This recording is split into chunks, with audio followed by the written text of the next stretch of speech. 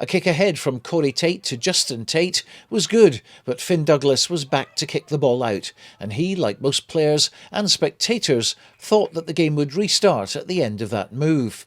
However, the referee called it as a penalty try, and Douglas was sent to the bin and Melrose down to 6 players.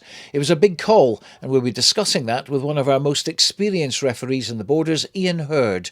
Yesterday, obviously, at Peebles, there was an incident in the final match of the whole tournament between Hoyt Youth and Melrose Wasps as well. Explain what your kind of thoughts on it were.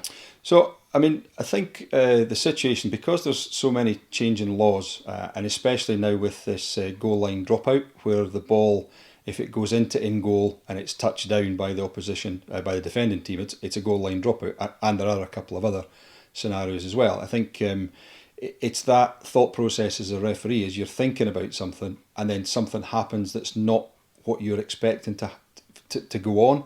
So the fact that the ball was kicked out of play, I think that I've spoken to the referee, and his thought process was, well, that's not what he was expecting to happen, so what happens next? And it's that split second decision where you see something and you act on what your understanding of the law is at the time.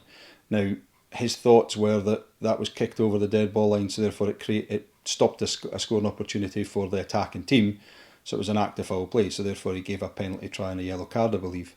The thought process is good. There's a lot of thinking goes on in that short period of time. Unfortunately, the law itself, it only dictates that it's when it's played out by the hand or thrown out in touch or touch in goal. So thought process was good, just really unfortunate that it just came down to understanding of that law just being slightly incorrect, and very split second decision. And he understands. We've spoken to him, and from a development point of view, he understands that he got it wrong.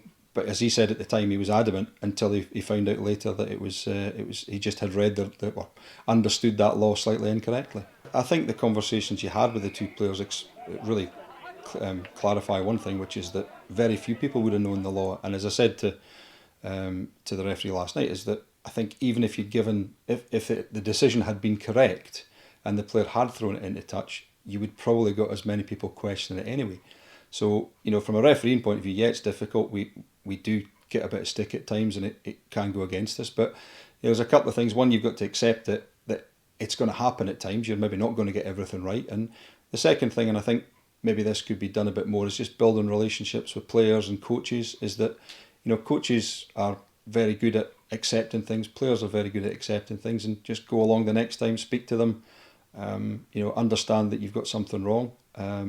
Or that you've got something right and they got it wrong, either way, and just accept the fact that things don't always go the way they're planned, and you have to just move on. And I think that's the key thing to being a good referee, is that you understand that you are going to make mistakes, and you've just got not to let it bother you.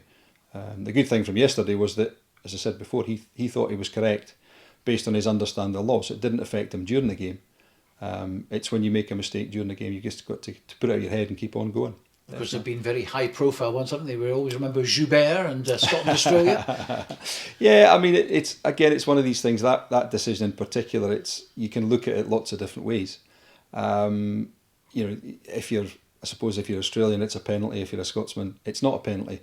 If you're sort of somewhere down the middle, it's a debatable one. And obviously, the same sort of thing happened in the Lions against New Zealand, where the referee decided to change his mind and give it as a scrum instead of a penalty. Now, it's maybe more the reaction of the official rather than the decision itself that was the greater talking point. Because he ran off the pitch, didn't he? Yeah. Strange reaction. Have you ever run off the pitch? I very rarely ran on the pitch, Stuart. So running off the pitch would be just an extension. So no, I try not to as much as I can.